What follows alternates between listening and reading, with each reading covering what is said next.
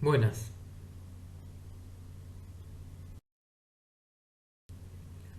Hasta ahora hemos visto dos características importantes del juicio estético. Son desinteresados y universales. En este tercer momento, Kant sostendrá que se caracterizan por encerrar una finalidad sin fin.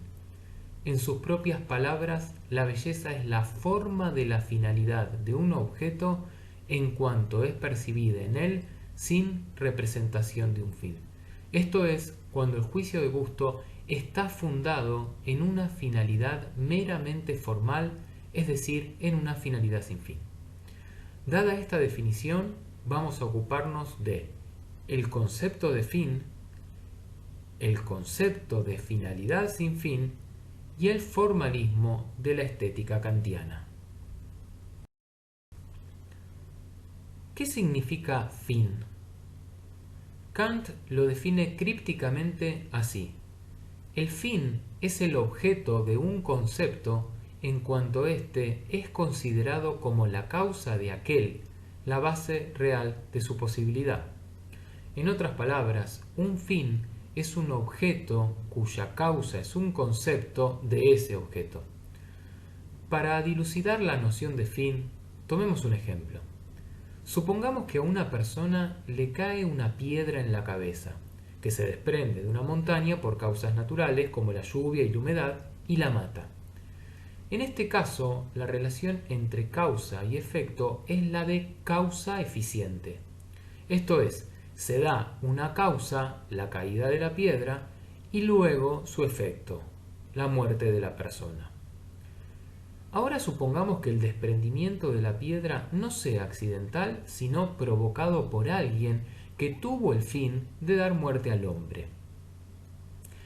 En este caso, la caída de la piedra responde no a causas puramente mecánicas, sino a un fin, la intención de dar muerte al hombre. De esta manera, en la intención, el efecto, lo que se busca conseguir, precede a la causa. Este tipo de causa se llama final. El asesino se formó una representación, un plan, previo a la consumación del hecho.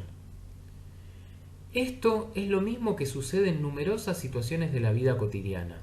Un relojero forma una idea o concepto del artefacto, el reloj, que se va a realizar. El concepto de reloj es la causa final del objeto reloj. Del mismo modo, cuando me propongo armar una silla que compré en partes, el asiento, el respaldo, las patas, los apoyabrazos, etc., porque quiero una silla, el concepto que formo de la silla es el que regula mis acciones para poder armar el objeto silla. Es en vista a ese concepto de silla, a ese fin, que llevo a cabo las acciones que me permiten armar el objeto silla. De esta manera, un objeto, como la silla, es posible mediante el concepto de ese objeto entendido como fin. En palabras de Kant, el fin es el concepto o representación de un objeto en cuanto él, al mismo tiempo, contiene el fundamento de la realidad de ese objeto. Aclarada la noción de fin, ahora debemos hacer una nueva distinción entre dos diferentes maneras de conceptualizarlo. Por un lado, existe un fin interno que responde a la pregunta ¿cómo? Por el otro, hay un fin externo que responde a la pregunta ¿para qué? El fin interno está presente, por ejemplo, cuando nos proponemos armar un objeto, supongamos una biblioteca. Una vez que ensamblamos todas sus partes, la biblioteca es el cumplimiento de una intención. Para ello, como dijimos recién, formo un concepto interno del objeto, y el fin interno da cuenta de todas las propiedades del objeto, en este caso la biblioteca.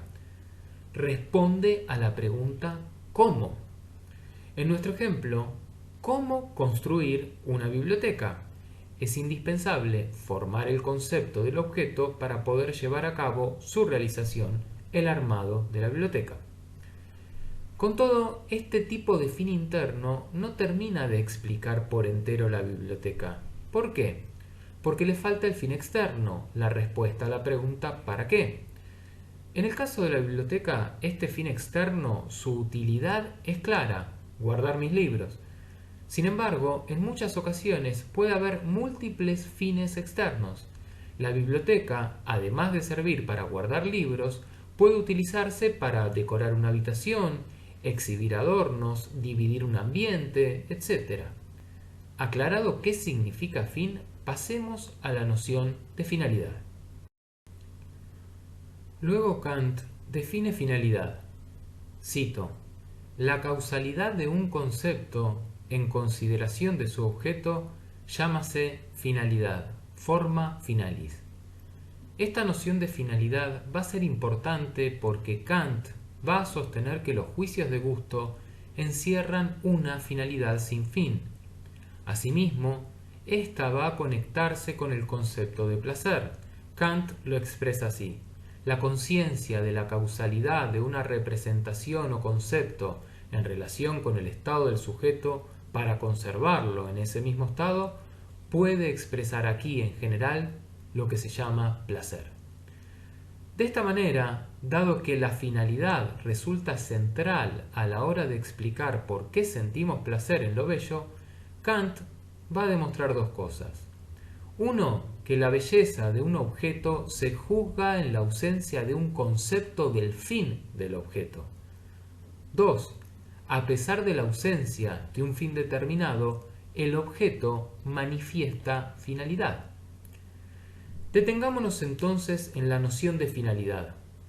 Para comprender esta, supongamos que vamos caminando por la selva, en la que todo es natural sin intervención del hombre, y nos encontramos en el suelo un cuchillo.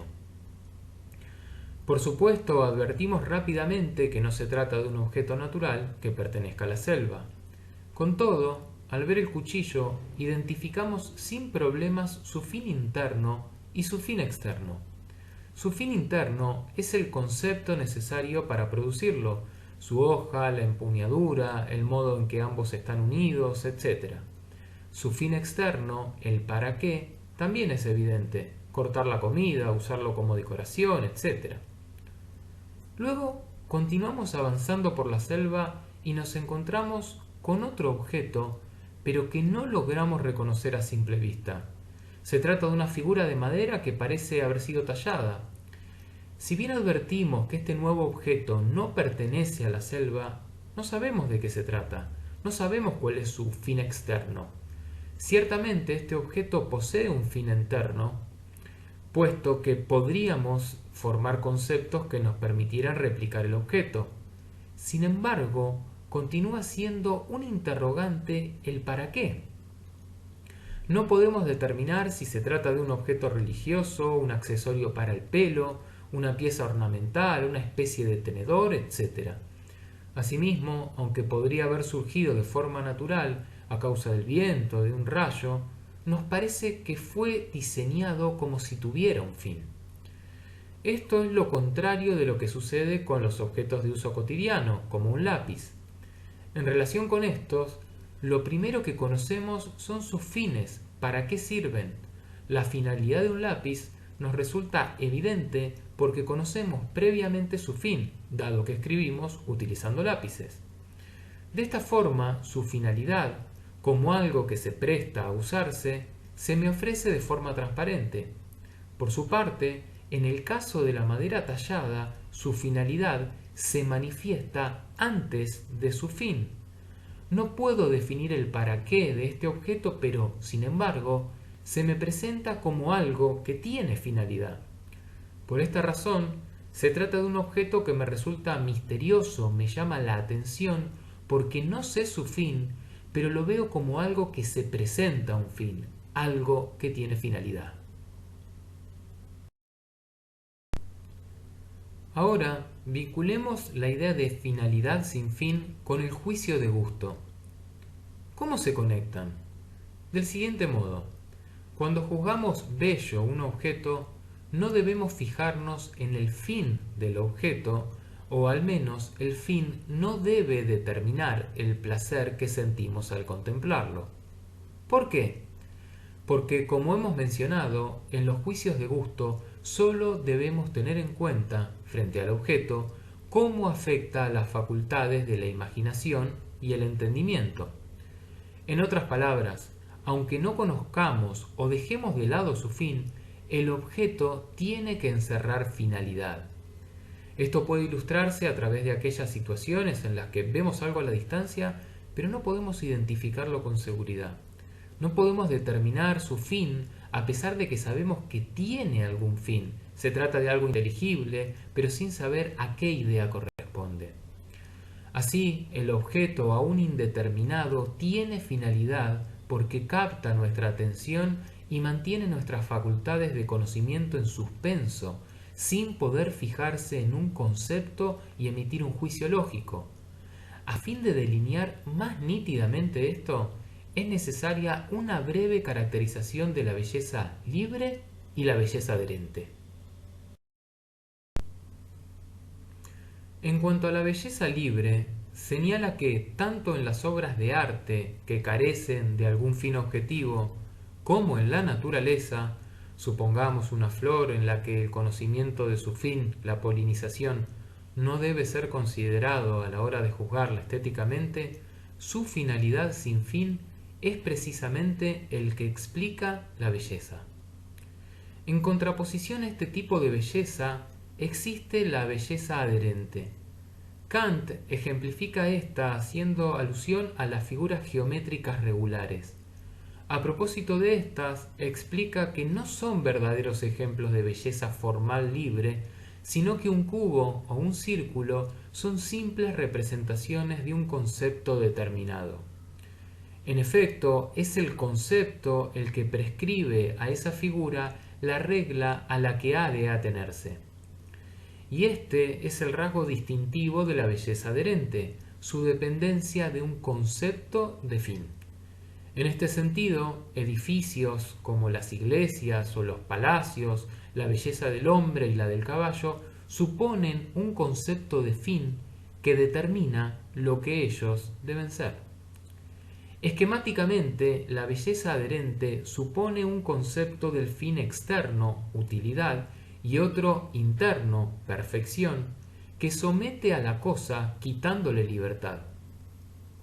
Por el contrario, la belleza libre no supone concepto de fin, tal como puede ilustrarse mediante los dibujos a la Grecque, los papeles de tapizar y en la música, las fantasías sin tema. De esta manera, en el objeto que apreciamos como bello, nos representamos una armonía u orden interno que no se encuentra subordinado a ningún fin exterior, que se nos ofrece a la pura contemplación y encanto de la forma. En virtud de este marco teórico, puede decirse que si la obra de arte se la pone al servicio de un fin cualquiera, sea político, científico, pedagógico, social, etc., se desnaturaliza y el efecto estético puro desaparece. En rigor, si la obra de arte delata su intención, su concepto, se esfuma el placer estético puro para ser reemplazado, total o parcialmente, por algún interés. Tal es así que lo bello ni siquiera tiene el propósito de placer, porque entonces no busca ser contemplado, como lo requiere la belleza, sino apetecido. De esta manera, lo bello es autosuficiente, se basta a sí mismo por la perfecta integración, armonía de sus elementos. Y tal autosuficiencia, en un cuadro la señala el marco, en el teatro el escenario, en un libro las tapas, etc., contribuye a separar la obra de arte del resto de las cosas como advertencia de que se trata de un recinto desinteresado de lo cotidiano y en el cual solo cabe la pura contemplación. Finalmente, Kant señala que la conciencia de la causalidad de una representación o concepto en relación con el estado del sujeto para conservarlo en ese mismo estado puede expresar aquí en general lo que se llama placer. ¿Cómo se explica entonces el placer? A través del juego libre entre la imaginación y el entendimiento que el objeto suscita. La finalidad que encierra produce el placer que sentimos y en base al cual juzgamos al objeto bello. A propósito de esto, añade que este placer tiene cierta causalidad, a saber, la de conservarnos en ese estado ante la representación y de mantener las facultades de conocimiento ocupadas sin intención ulterior alguna. Dilatamos la contemplación de lo bello porque esa contemplación se refuerza y reproduce a sí misma. Además de la noción de finalidad sin fin, Kant se refiere al aspecto formal del juicio de gusto. De modo muy resumido, podemos sostener que la estética kantiana es formalista. ¿Qué significa esto? Principalmente que el juicio de gusto se fija en la forma o composición del objeto, no en la naturaleza de sus elementos. Incluso Kant llega a escribir que en las bellas artes el diseño es lo esencial.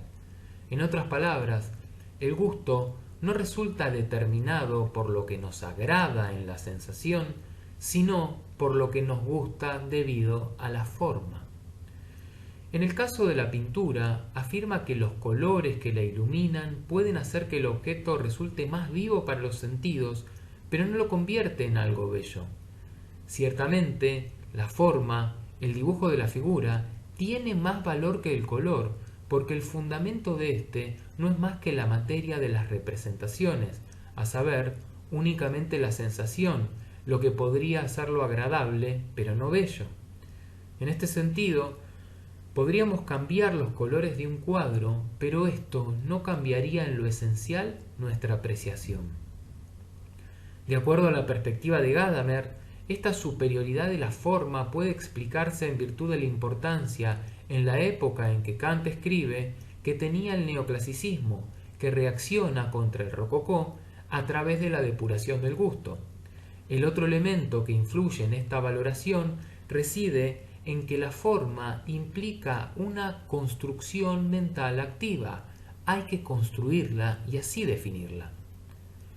En cuanto a las obras que transcurren en el tiempo, como la música, lo fundamental concierne a la composición o arreglo de elementos, como las notas.